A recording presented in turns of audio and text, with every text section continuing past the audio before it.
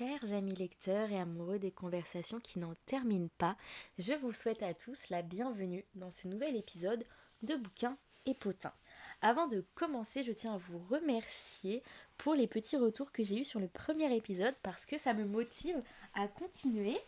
Et ensuite, j'ai pris note des petites remarques et des petits conseils que vous m'avez donnés, que ce soit sur la longueur de l'épisode ou aussi sur le son qui, je le sais, était pas tip top, mais là ça devrait être mieux parce que j'ai installé un petit setup afin de ne pas gigoter avec le micro. Donc normalement, vous n'allez pas trop entendre mes mouvements ni mes bruits de bouche et j'espère que ce sera mieux. Mais si jamais vous trouvez qu'il y a toujours des petits ajustements à faire, n'hésitez pas à me le dire parce que j'aimerais que ces moments d'écoute entre vous et moi et de conversation, ok, un petit peu à sens unique, mais vous avez compris le délire, soit le plus agréable possible. Donc, si je peux affiner mon setup, mes réglages, n'hésitez pas à me le dire. Dans l'épisode du jour, j'ai envie de discuter avec vous de mes objectifs de lecture pour 2025 et de vous présenter un petit peu ma palle parce que c'était bien sympa la semaine dernière de vous parler de mes lectures de 2024 et tout ça, mais nouvelle année veut dire nouveaux objectifs et nouvelle lecture. Donc il est temps de tourner la page et de passer à autre chose. Je trouvais que ça pouvait être une idée sympa de petit épisode, même si je vais être assez expéditive sur tous les livres que je vais vous présenter parce que déjà il y en a pas mal. Et ensuite, vu qu'ils font partie de ma palle, c'est des livres que je n'ai pas lus. Donc j'ai pas grand chose à dire dessus, sauf ce que j'ai entendu sur les réseaux ou un petit peu les a priori que j'ai dessus. Parfois quelques résumés, mais voilà, dans les grandes lignes, je ne les connais pas. Ensuite, j'ai décidé cette année de pas seulement me donner comme objectif de lecture le challenge Goodreads, qui est, comme je vous l'avais dit la semaine dernière, l'application de lecture que j'utilise pour référencer mes lectures et qui permet d'avoir un petit challenge, des petits objectifs de lecture. Mais malheureusement, déjà, je n'ai pas rempli celui que je m'étais donné l'année dernière, donc c'est un petit peu frustrant. Et ensuite, même si ça peut donner un certain nombre de livres à lire, je trouve que c'est pas assez complet pour ce que j'ai envie de lire moi maintenant. Donc, plutôt que d'avoir seulement un gros objectif, je me suis donné plein de petits objectifs à lire cette année. À remplir, pardon, cette année plutôt. Et voilà, on va en discuter aujourd'hui. Donc j'espère que ça vous plaira. Si jamais vous trouvez le concept sympa, n'hésitez pas à me le dire et je vous ferai un petit update régulièrement si j'ai réussi à remplir un objectif ou un autre, avec quel livre ou plutôt avec quel autre, si j'ai respecté cette palle ou pas du tout. Et voilà, même si vous, n'hésitez pas à me partager aussi vos objectifs de lecture pour cette année parce que ça va être très très sympa. Donc voilà, c'est parti en fait. Déjà sur Goodreads cette année, je me suis seulement mis un objectif de 40 livres. C'est déjà pas mal parce que ça fait en moyenne 3 ou 4 livres par mois, donc c'est pas trop mal. Mais ça reste un petit chiffre par rapport à l'année dernière où je m'étais mis 60 et j'en ai lu que 52, et les années précédentes où j'avais mis 100 ou plus. Donc j'ai essayé d'être raisonnable, mais à côté de ça, je me suis donné 3 autres, on va dire, sous-objectifs. Le premier que je vais détailler ensuite, c'est de lire davantage en VO. Et j'ai une palle de 10 ouvrages, je crois. Ensuite, j'aimerais diversifier les genres que je vais lire. Donc j'ai choisi 5 genres, je crois, que je vous présenterai aussi tout à l'heure, avec 5 ouvrages que je possède déjà.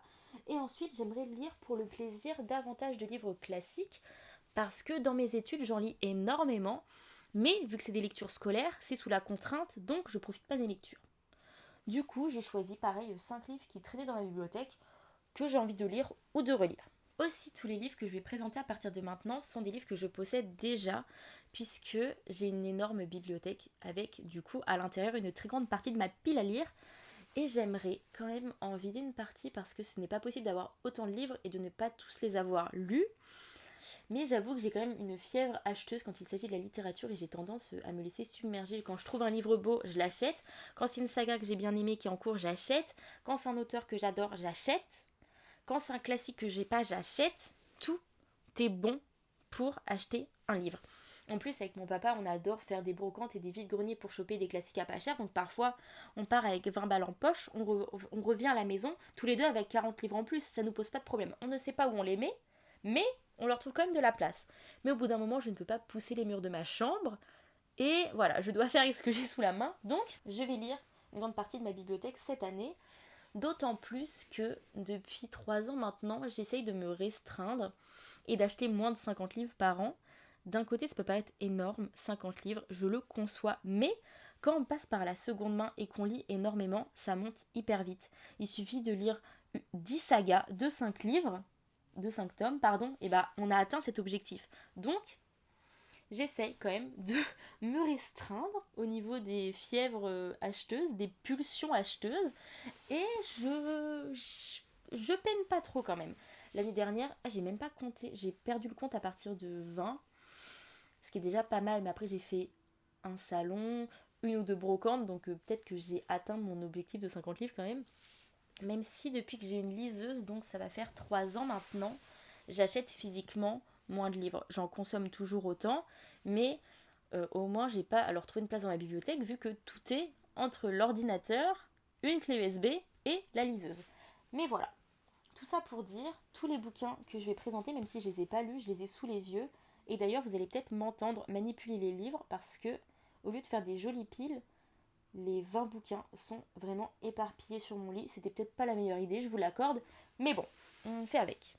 Mon premier objectif pour cette année, donc, est de lire davantage en version originale, puisque j'aimerais vraiment approfondir et améliorer mon niveau en langue étrangère, car vraiment, depuis que je suis sur le BookTok, donc ça fait 4 ans maintenant, je suis une vieille dame, j'ai été confrontée très tôt au fait de lire en VO. Il y avait énormément de gens qui donnaient des conseils pour lire en anglais, apprécier la lecture en anglais, donc pouvoir lire plus facilement et plus rapidement les dernières sorties, aussi être plus proche de la plume des auteurs, et ça c'est un argument qui moi m'a séduite vraiment très très tôt parce que même s'il y a des très bonnes traductions, on n'a pas la même proximité avec l'auteur, la même proximité avec le texte, et il y a certaines autrices, très tôt je les ai lues dans le texte en fait parce que bah, déjà les livres étaient un petit peu moins chers, les couvertures étaient plus sympas, et une fois qu'on prend le pli, eh bien je trouve, enfin en tout cas pour ma part, je vois la différence. J'ai pas l'impression de lire la même saga ou le même auteur quand je le lis en VO ou en VF. Ensuite, pendant très longtemps, j'ai été une quiche en anglais. Et je ne m'en cache pas, le collège, le lycée, c'était une vraie plaie pour moi l'anglais. Déjà parce que j'aimais pas trop ça. Et ensuite, vu que au lycée, j'étais dans la section Bachibac, qui est une section bilingue français-espagnol, forcément j'avais beaucoup plus d'heures d'espagnol que d'anglais. Je devais avoir 2 heures d'anglais par semaine ou 3, je sais plus exactement, pour 8 heures d'espagnol, puisque j'avais mes cours d'espagnol classique, plus des cours de littérature en espagnol. Bon, concrètement, c'était des cours d'espagnol, juste on bossait sur des auteurs et des textes, quoi. Et mes cours d'histoire géo. Donc ça prenait une part énorme sur mon cursus. Je sais pas trop si vous connaissez la section Bachibac, mais en fait, mon bac est binational. Ça, c'est le petit flex de ma carrière d'étudiante quand même. Mon bac est valide en France, en Espagne et dans les pays d'Amérique latine. Donc, si j'avais voulu, j'aurais pu. Oula, je suis pas sûre que ce soit grammaticalement correct. Mais bref, j'aurais pu aller faire mes études en Espagne si j'avais voulu. Mais bon, pour faire de la littérature française qui est mon parcours, je trouvais qu'il n'y avait pas mieux que la France pour faire des études de lettres françaises.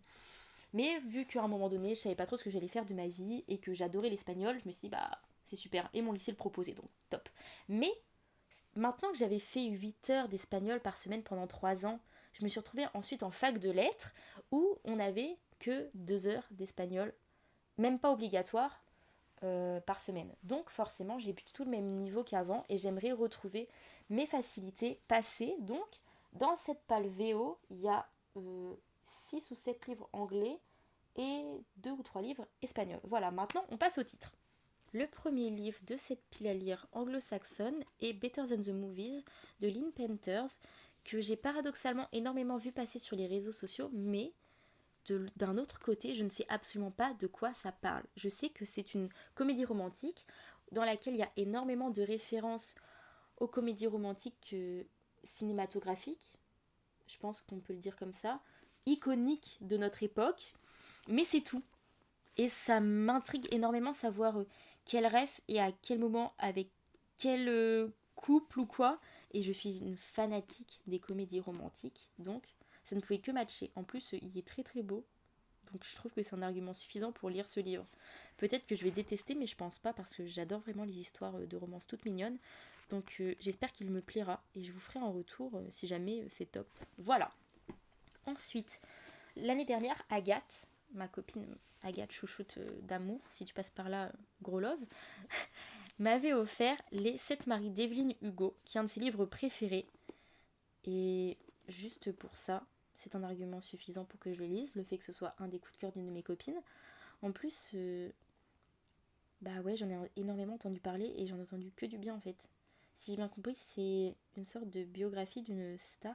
J'espère ne pas dire de bêtises parce que vraiment, vu que je ne sais pas de quoi ça cause, je sais que c'est une dame qui a eu plein de maris avant d'avoir une relation un petit peu interdite avec une femme, je crois, je sais pas. Mais bref, toute l'intrigue et tous les mystères qu'il y a autour de ce livre m'intriguent énormément. Donc pareil, je l'ai mis dans ma palle. En plus, la couverture est trop belle et tout ça, et moi il m'en faut vraiment peu. Donc hop, ça passe dans la palle. Toujours dans les romances un petit peu LGBT, je fais une transition géniale. Puisque dans ma palle, j'ai également She Gets the Girl.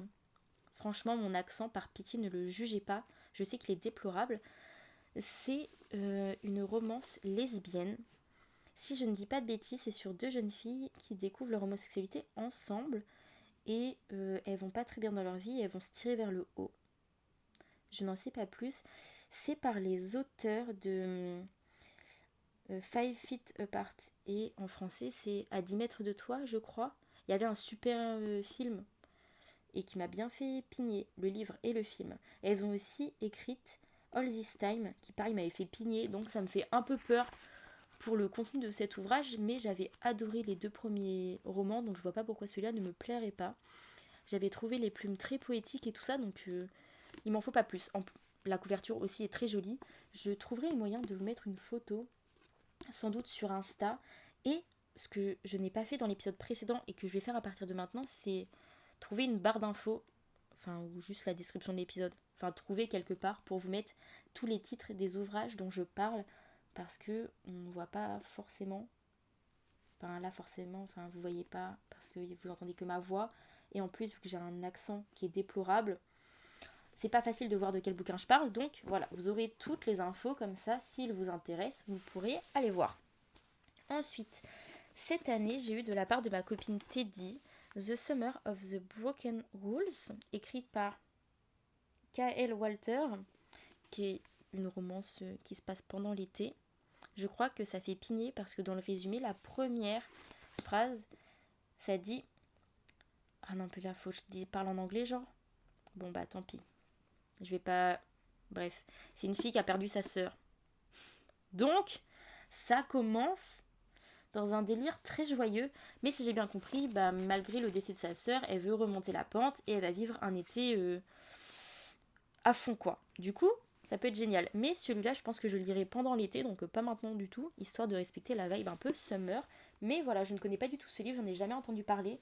Il n'était pas dans ma wishlist, donc c'est que vraiment Teddy, quand elle l'a choisi, elle s'est dit que ça allait me plaire, et vu qu'elle connaît assez bien mes goûts, je lui fais confiance, les yeux fermés. Ensuite, on ajoute à cette pile à lire le premier tome de la saga Flawless de Elsie Silver. Vous savez, c'est la saga avec les cow-boys dont on a énormément entendu parler sur les réseaux, déjà parce qu'ils ont fait un carton sur le BookTok américain. Et ensuite, je crois qu'il y a les 3 premiers tomes, ou en tout cas les 2 premiers qui sont traduits depuis peu chez BMR. Et on en avait énormément entendu parler parce qu'il y avait certains passages dans la traduction qui faisaient tiquer les gens, parce que les passages étaient un petit peu soit gênants juste parce que ça peut être cringe, ou alors parce que c'était pas hyper bien traduit. Donc moi je me suis pas trop approchée de ce débat là parce que je les ai en VO, et c'est surtout, je les ai achetés en VO pas pour pouvoir faire la meuf et dire ouais je les ai lus en anglais, mais parce que la saga coûtait vraiment que dalle, puisque avant qu'une librairie spécialisée en romance ouvre dans ma ville, pour que j'achète des livres en anglais, j'ai été obligée de passer par Amazon UK, parce que dans les pauvres petits rayons VO de mes librairies, il n'y avait pas grand chose quoi.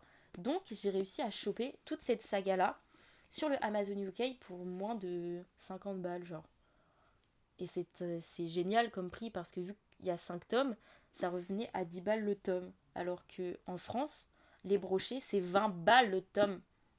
J'ai fait 50% de bénéfices. Et moi, j'adore quand ça se passe comme ça.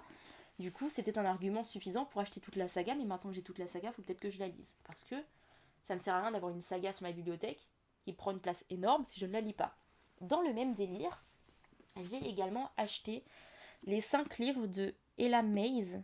Vous l'avez peut-être déjà vu passer, vu que c'est la dame qui écrit To Love Jason Thorne, qui est édité chez PKJ, je crois.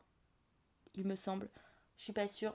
L'histoire, c'est un fake dating, si je dis pas de conneries, entre une auteure et le mec qui va jouer le premier rôle dans l'adaptation cinématographique de son roman. Il me semble que c'est ça. Et en fait, c'était son crush d'enfance et tout. Enfin, j'avais adoré le bouquin. Du coup, j'ai acheté tous les tomes. Donc là, le tome que j'ai envie de lire au moins cette année, c'est To Hate Adam Connor. Donc il me semble que c'est un Enemies to Lovers. Et ça, c'est ma cam à donf. Donc pareil, je l'ajoute à la palle, même si je ne sais pas plus. J'ai pas plus d'infos sur ce livre, mais c'est pas grave. Et enfin, le dernier livre de cette palle anglo-saxonne, c'est Ricochet, qui est le second tome de la saga Addicted, écrite par les sœurs Ritchie. J'avais commencé cette saga l'année dernière, même si je possède tous les tomes depuis la Saint-Glinglin, puisque je l'avais remporté lors d'un concours organisé par une de mes copines.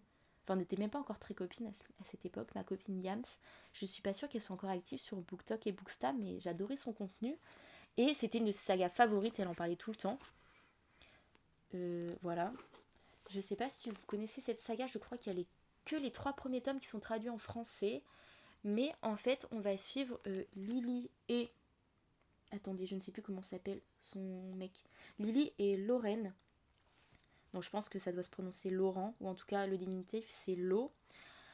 Et du coup, ils sont amis de longue date, ils souffrent tous les deux d'une addiction, et vu qu'ils sont dans un milieu un peu mondain, où faut pas trop que ça se sache, et ils font semblant de sortir ensemble pour continuer chacun à vivre leurs addictions. Du coup, elle est addict au sexe. Je suis pas sûre qu'on puisse vraiment dire nymphomane, mais enfin bon, elle a une addiction au sexe.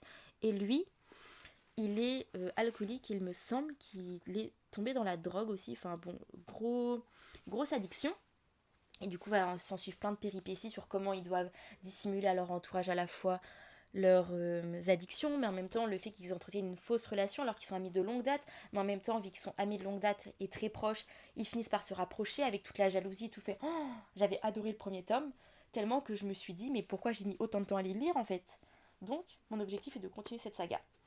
En plus, si je ne me trompe pas, il y a une saga spin-off avec 2 tomes, je crois, sur chacune des sœurs de Lily.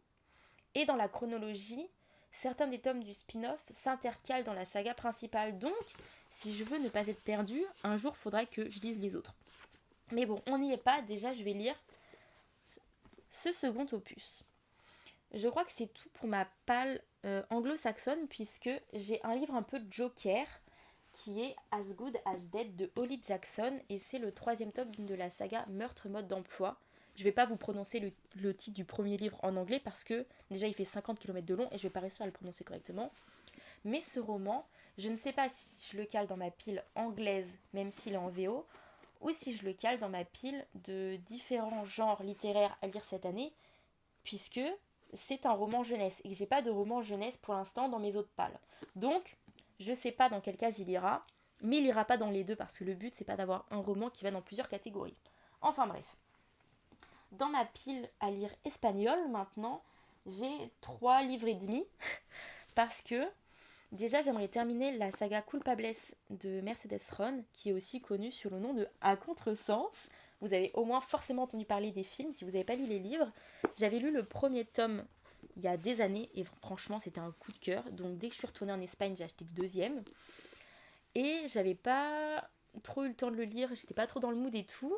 Mais j'ai commencé là il y a quelques mois, juste avant la sortie du second film, et je l'avais pas terminé. Donc là, j'ai vu le film avant de lire le livre, et j'ai très très envie de savoir comment ça se passe dans le bouquin, vu que je sais que c'est un petit peu différent, donc je suis très très hypée. Et donc, j'aimerais acheter et lire le 3e tome avant que le 3e film ne sorte. Donc, vu que je retourne en plus en Espagne avec le lycée dans lequel je bosse au mois de mars, toutes les étoiles sont alignées pour que je termine cette saga. Donc voilà, mes chouchous, je les relirai cette année, enfin je les terminerai quoi, de la même auteure, parce que j'avais adoré la plume de Mercedes dans Culpa Mia et le début de Culpa Tuya, donc j'ai pas besoin de plus d'arguments pour acheter un livre d'une auteure que j'adore en fait. Donc j'ai acheté le premier tome de Marfil Enfrentados, je crois que c'est sur des orphelins, mais je suis pas sûre donc je vais pas dire de bêtises. Ou alors, attendez, je vais essayer de lire vite fait le résumé. Oh non, c'est un amour interdit. Oh, j'adore. Oh là là. Ah, ça doit être garde du corps. Oh, par pitié. Oh là là, j'ai envie de le lire dès maintenant. Bon, je ne vais pas me spoil et tourner les pages, mais voilà. Si j'adore, je lirai la suite parce que... Ah non, il y a plusieurs tomes, c'est-à-dire qu'à la fin, il doit y avoir un cliffhanger de ouf. Oh non, bon, on verra ça plus tard. Et le dernier livre de cette palle, c'est Nosotros en la Luna de Alice Kellen. Si j'ai bien compris, c'est deux étrangers, enfin du coup deux inconnus, qui vont se rencontrer jusque-là normal quoi. Et ils vont se donner rendez-vous quelques années plus tard pour se revoir. En tout cas, la phrase d'introduction, c'est une nuit à Paris, deux chemins qui s'entrecroisent. Bon, je vous l'ai traduite, vous vous doutez bien. C'est un petit peu, je pense, sur le même modèle que le livre de Lily Blabla, Le Soleil de minuit. Du coup, avec une nuit où tout se passe et vous vous retrouvez des années plus tard. J'espère qu'il n'y a pas un délire un peu glauque comme November 9 de Colleen Hoover que j'avais lu il y a des années. Et même si j'avais trouvé le bouquin bien sur le moment, en le relisant des années plus tard, j'étais un peu en mode c'est un peu craignos quand même. Donc j'espère qu'il n'y a rien de toxique, d'ambivalent là-dedans. Mais de ce que j'ai lu, parce que je l'avais déjà commencé, ça m'a l'air topissime. Très poétique et tout ce que j'aime. Donc parfait. Ça me fait déjà une belle palle, parce que là je dois avoir 2, 4, 6, 8, 10, 12 livres. Donc juste avec ça, je remplis une bonne partie de mon objectif. Ensuite, comme je le disais tout à l'heure, j'aimerais diversifier les genres que je lis, puisque, mine de rien, je lis principalement de la romance, des classiques et de la fantasy. Mais du coup, hop, on va essayer de s'ouvrir à d'autres horizons.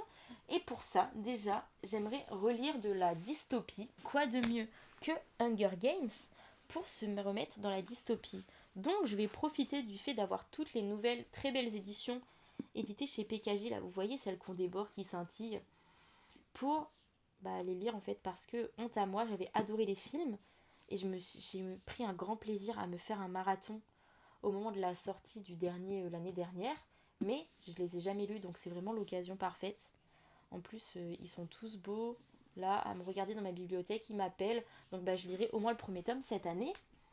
Ensuite, j'aimerais lire un roman épistolaire, parce que je crois que la dernière fois que j'en ai lu un, c'était Les Liaisons dangereuses pour la fac, et même si c'était un très bon livre, ça y a pas de souci, j'aimerais que le dernier livre épistolaire, roman épistolaire que j'ai lu ne soit pas celui-là. Donc, j'avais, qui traînait dans ma bibliothèque, La lettre d'amour interdite, écrite par Lucinda Riley. Je sais même plus à quelle occasion j'avais acheté ce livre, mais il était très beau, donc ça se trouve, je l'ai acheté juste pour ça. J'ai même pas d'argument plus valable que ça, je sais même pas de quoi ça cause. Donc, je vais le découvrir avec grand plaisir. La petite phrase d'introduction, genre en 4ème de couverture, c'est un amour interdit, un dangereux secret et une histoire qui se répète. Franchement, je sais pas si vous ça vous tente, mais moi ça me tente énormément. En plus, j'ai découvert que Lucinda Riley était une des auteurs préférées de ma grand-mère. Donc en petit clin d'œil, je trouve que ça va me permettre de me sentir plus proche d'elle, même si malheureusement je ne pourrais pas discuter de ce roman avec elle. Mais j'espère que je serai en mode à la fin de ma lecture, ok, je comprends pourquoi mamie a adoré les histoires de cette dame. Donc voilà, j'espère que ça ne me décevra pas.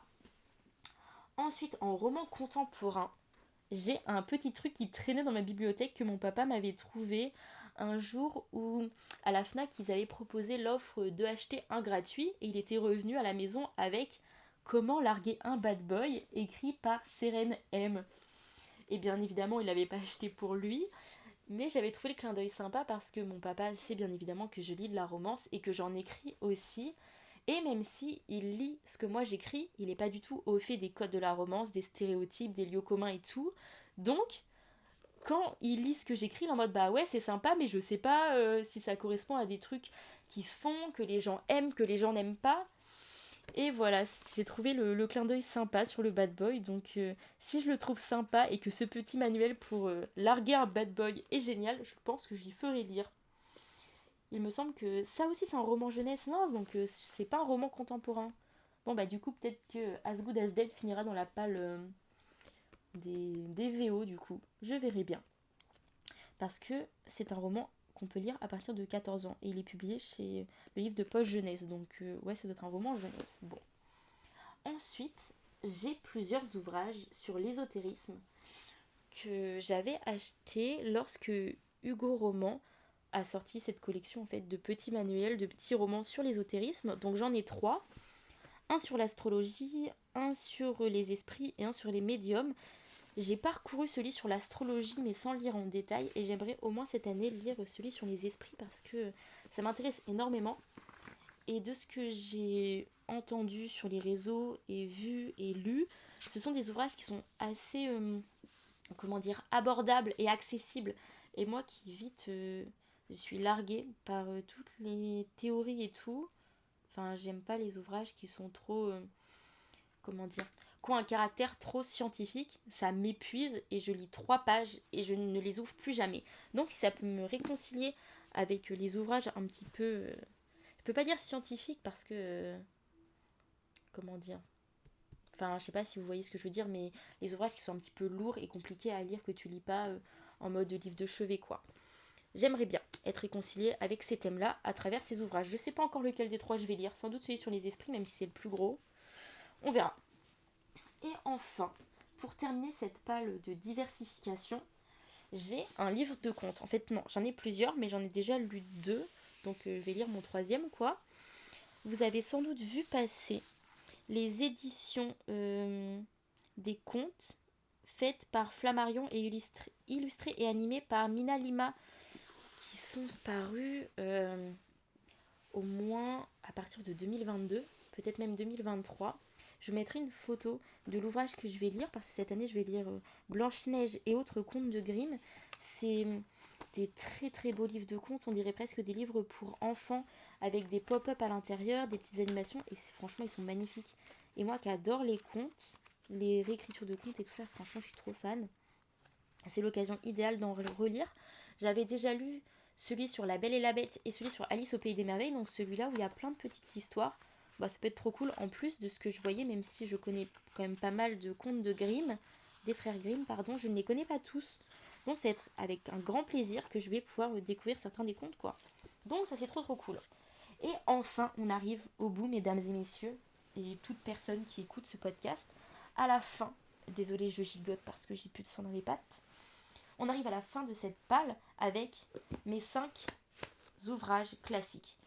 Le choix a été rapide parce que j'ai beau avoir plein d'auteurs divers et variés dans ma bibliothèque de classiques, j'ai choisi 3 auteurs déjà que je connais déjà, puisque cette année j'aimerais me faire une relecture des Hauts d'Hurlevent de Émilie Brontë, qui est au même stade je pense qu'Orgueil et Préjugés de Jane Austen, mes romans préférés en termes de classiques. Je les ai découverts grâce à After, quand j'étais toute petite, parce que le tome 1 d'After, je devais avoir... Aïe, je viens de m'assommer. Pardon. Je devais avoir 12 ou 13 ans quand je l'ai lu, donc beaucoup trop jeune pour ce qu'il y avait dedans, mais c'est au moment où ils sont arrivés en France et ça a fait un carton, et moi je pensais juste que c'était une histoire d'amour toute mignonne. Mais pourquoi personne ne m'avait prévenu que c'était pas ça? Le premier tome, je l'ai lu en quasiment 1 an et demi, parce que j'ai lu les premiers chapitres jusqu'à sans doute la première scène entre Hardin et Tessa, la première scène haute, et je l'ai reposé en me disant mais c'est absolument pas de mon âge, et je l'ai repris qu'1 an plus tard. Et du coup, vu que, comment elle s'appelle déjà? Ah oui, Anna Todd fait énormément référence à ses livres, ça m'a donné envie de les lire. Donc, à 13 ans, 14 ans, j'ai lu Orgueil et Préjugés et Les Hauts d'Hurlevent, qui sont depuis mes livres préférés. Surtout que, en tant que fanatique de romance, je trouve qu'on doit à Emily Brontë et Jane Austen la romance actuelle. Enfin, les schémas de romance qu'on peut voir maintenant, avec certains stéréotypes, certains personnages, qui, ok, ont sans doute un peu toujours existé dans la littérature, c'est une évidence, mais elles ont sanctifié un genre à un moment donné. Et ouais, pour moi, c'est les pionnières du genre, quoi. Donc revenir aux sources de temps en temps me fait énormément de bien. Et ça fait très longtemps que je ne l'ai pas relu, donc ça va être l'occasion de relire mon chouchou d'amour.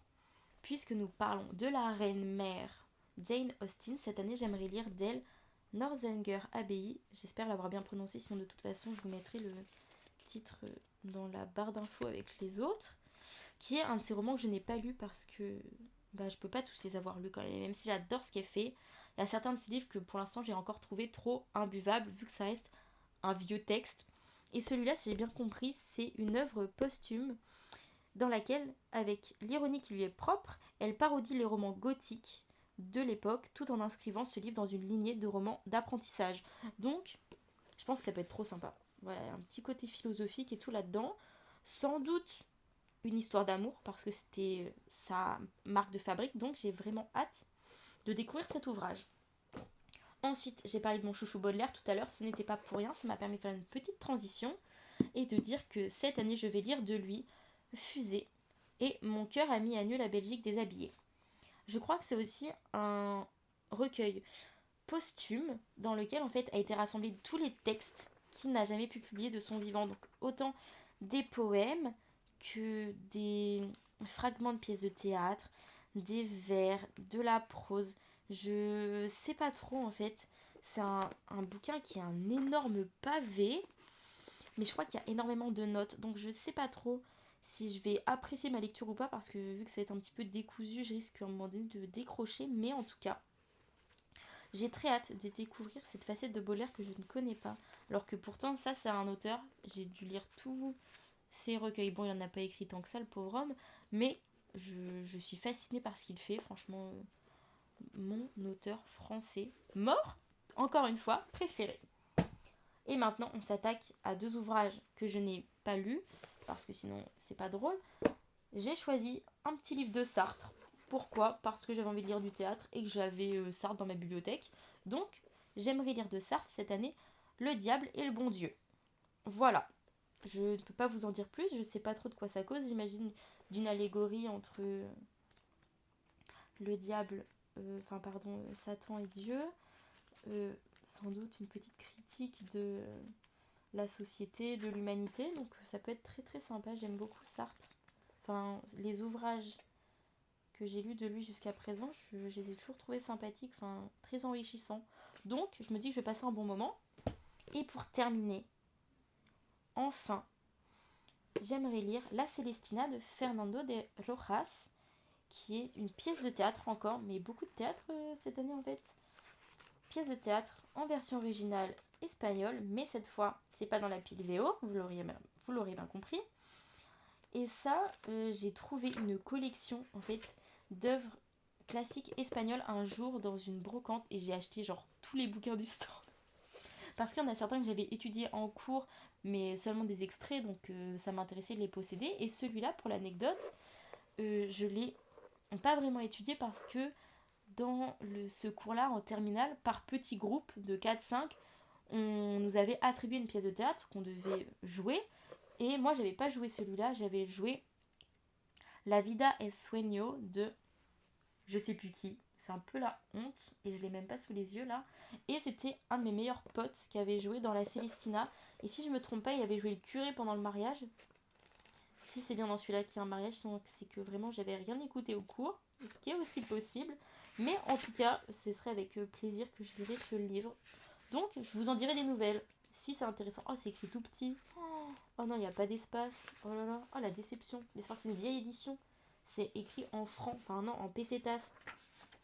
C'est une édition, attendez, de 1970. Le livre à l'âge de mon père. Ça veut pas dire que papa est vieux. Hein. Ça veut dire que le livre, lui, par contre, l'est. En tout cas, voilà. Je ne sais que dire d'autre, mis à part que j'espère tenir mes objectifs, lire tous les livres que j'ai sous les yeux là, dont je viens de vous parler. Mais c'est aussi pour ça que j'ai fait cette petite émission, ce petit épisode, afin qu'il y ait une trace et que j'ai dit de façon officielle que j'allais lire ces livres. Ça va peut-être me motiver pour ne pas me taper la honte face à Internet à la fin de l'année quand je vais faire mon bilan lecture. Après, à tout moment, je prends un virage à 180 degrés et je lis autre chose. Même si, de toute façon, dans ma bibliothèque, il n'y a pas grand-chose d'autre qui me tente. On verra bien. Après, j'ai plein de sagas en cours. Notamment, il faut que je termine la saga Elle était une fois un cœur brisé, le spin-off de Caraval. Il faut que je finisse Caraval aussi. Vous voyez, il y a plein de trucs que je dois terminer. En plus, je vais avoir les livres du book club, parce que la librairie spécialisée en romance dont je vous parlais tout à l'heure, qui a ouvert dans ma ville, propose des book clubs. Et bien évidemment, je me suis inscrite. Donc, il va falloir que je lise une fois par mois les romans proposés par l'équipe, enfin qu'on aura tout décidé avec les autres lecteurs et lectrices. Donc, ça peut être trop sympa aussi d'être à jour. Là, d'ailleurs, pour ce book club, je vous en parle maintenant parce que, quitte à faire la parenthèse, voilà. Je dois lire En cavale de Cindy Lia. Et l'autre livre proposé, c'était la dernière sortie de Anna Wang, King of je sais plus quoi. Mais celui-là me tentait davantage, donc faudrait que j'avance parce que le rendez-vous du book club est bientôt. J'ai lu que 80 pages sur les 400. Oh non, je vais me spoil si je continue à tourner les pages. Mais voilà, pour l'instant, de ce que j'ai compris, c'est une fille qui assiste à l'assassinat de sa meilleure pote et du coup elle est traquée par le meurtrier. Donc elle va être sous la protection d'un mec et tout. Oh, j'adore quand c'est comme ça, avec un peu de proximité forcée et tout. De la tension, une ambiance un petit peu sombre. En plus, la couverture est trop jolie. Enfin, j'adore. Il y a tout dedans qui peut me faire aimer un livre. Donc, j'espère ne pas être déçue et être surprise par les plot twists. En tout cas, je vous en dirai des nouvelles. J'espère que ce petit épisode vous aura plu, que le son était quand même bien meilleur que dans le précédent. Et voilà, n'hésitez pas à vous aussi me présenter vos petites pales pour cette année 2025. Et on se retrouve rapidement pour un prochain épisode de Bouquins et Potins.